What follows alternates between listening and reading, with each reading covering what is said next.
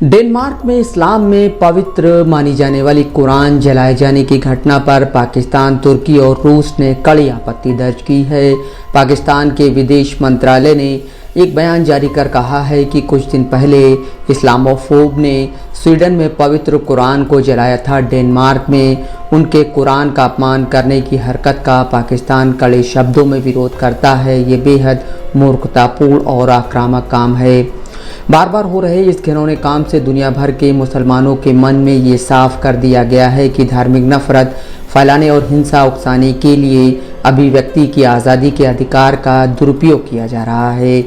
विदेश मंत्रालय ने यह भी कहा है कि इसके बाद उस कानूनी ढांचे पर सवाल पैदा होता है जिसकी आड़ लेकर इस्लामोफोब बच निकलते हैं और नफरत फैलाना जारी रखते हैं। मंत्रालय ने कहा, ऐसा दौर में जब सभी शांतिपूर्ण तरीके से मिलजुल कर रहने के लिए और सह अस्तित्व और आपसी सम्मान की ज़रूरत है, इस तरह के नफरत फैलाने वालों के प्रति अंतर्राष्ट्रीय समुदाय आंखें नहीं मूंद सकती। पाकिस्तान के विदेश मंत्रालय ने इस मामले में डेनमार्क सरकार को भी जिम्मेदार ठहराया। कहा कि उन्होंने डेनमार्क सरकार को अपनी आपत्ति दर्ज कराई है। बयान में मंत्रालय ने लिखा, अंतर्राष्ट्रीय समुदाय के साथ साथ देश की सरकार की भी ये जिम्मेदारी है कि इस तरह की नस्ली और इस्लामोफोबिक घटनाएं ना हों। समाचार एजेंसी एपी के मुताबिक तुर्की ने इस मामले में शुक्रवार को अंकारा में मौजूद डेनमार्क के राजदूत को तलब किया और एक धुर दक्षिणपंथी कार्यकर्ता के कुरान जलाने की घटना को लेकर आपत्ति जताई। तुर्की ने इससे पहले स्वीडन और फिनलैंड को नेटो सैन्य गठबंधन में शामिल करने को मंजूरी देने से इनकार कर दिया था। एजेंसी का कहना है कि इस्लाम विरोधी माने जाने वाले डेनमार्क और स्वीडन की दोहरी नागरिकता रखने वाले धुर दक्षिणपंथी और कट्टरपंथी कार्यकर्ता रामसुस पैलुदान ने पहले डेनमार्क की राजधानी के पास कुरान की एक प्रति जलाई और फिर इसकी एक और प्रति तुर्की के दूतावास के बाहर जलाई। तुर्की के विदेश मंत्रालय ने कहा है कि जिस व्यक्ति ने स्वीडन में हमारी पवित्र किताब के खिलाफ हेट क्राइम को अंजाम दिया, उन्हें डेनमार्क ने फिर से वही इस्लाम विरोधी काम करने की इजाज़त दी। हमारी चेतावनी के बावजूद नीदरलैंड के बाद स्वीडन और फिर डेनमार्क में इस घृणित काम को रोका नहीं गया, जो चिंताजनक है। ये बताता है कि अभिव्यक्ति की आज़ादी की आड़ में यूरोप में धार्मिक असहिष्णुता और नफरत खतरनाक तरीके से फैल रही है। तुर्की के विदेश मंत्रालय के एक सूत्र के हवाले से समाचार एजेंसी रॉयटर्स ने खबर दी है कि तुर्की ने इस घटना की कड़ी आलोचना की है। एजेंसी के मुताबिक मंत्रालय ने कहा है कि इस तरह के प्रदर्शनों को दी गई इजाज़त को तुरंत रद्द किया जाए। साथ ही कहा कि इस्लाम में पवित्र मानी जाने वाली किताब का अपमान भड़काने वाली कार्रवाई है और हेट क्राइम के बराबर है। डेनमार्क में रूसी दूतावास ने भी शुक्रवार को कुरान जलाने की घटना की निंदा की है। ये घटना कोपेनहेगन में डेनमार्क के दूतावास के सामने हुई। रूसी न्यूज़ वेबसाइट स्पुतनिक डेनमार्क में रूसी दूतावास ने टेलीग्राफ पर कहा, 27 जनवरी को मुस्लिमों की पवित्र किताब कुरान को जलाने की सिलसिलेवार घटनाएं हुई। ये घटनाएं डेनमार्क में रूसी दूतावास के सामने हुई। रूसी दूतावास ने कहा कि मुस्लिमों की आस्था का खुलेआम मजाक उड़ाया गया। डेनमार्क के अधिकारियों ने इसकी अनदेखी की है।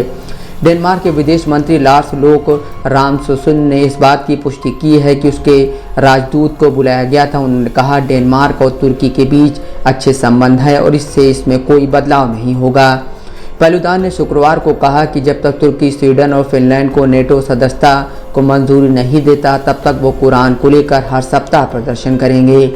इस बीच स्वीडन के नेताओं ने भी पैलुदान के प्रदर्शन की आलोचना की है, लेकिन उन्होंने अपने देश की अभिव्यक्ति की आज़ादी की नीति का बचाव किया है। पिछले साल यूक्रेन पर रूस की ओर से हमले के बाद फिनलैंड और स्वीडन ने दशकों की सैन्य तटस्थता की नीति को दरकिनार कर नेटो की सदस्यता के लिए आवेदन किया था। नेटो की सदस्यता के लिए इस गठबंधन को 30 सदस्यों की ज़रूरत होती है।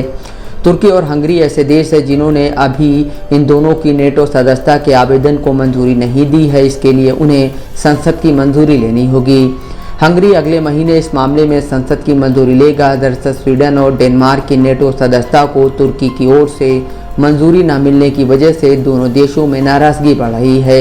स्वीडन और फिनलैंड ने नेटो का सदस्य बनने के लिए पिछले साल ही औपचारिक रूप से आवेदन किया था, लेकिन तुर्की ने नेटो सदस्य के रूप में मिली वीटो शक्तियों का इस्तेमाल करते हुए इन आवेदनों को रोक दिया था। हालांकि कुछ समय बाद तुर्की ने अपने वीटो को हटा लिया था।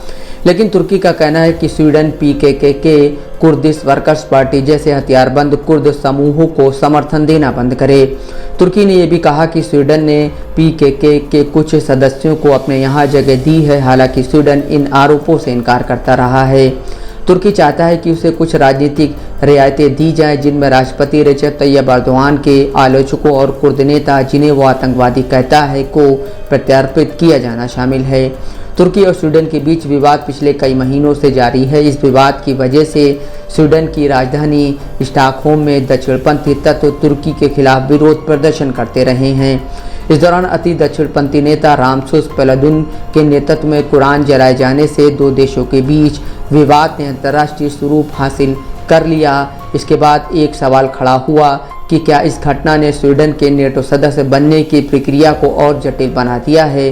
स्वीडन के कंसुलेट जनरल के सामने प्रदर्शनकारियों ने स्वीडन के झंडे को आग के हवाले कर दिया था। Bureau report, Dastak live news.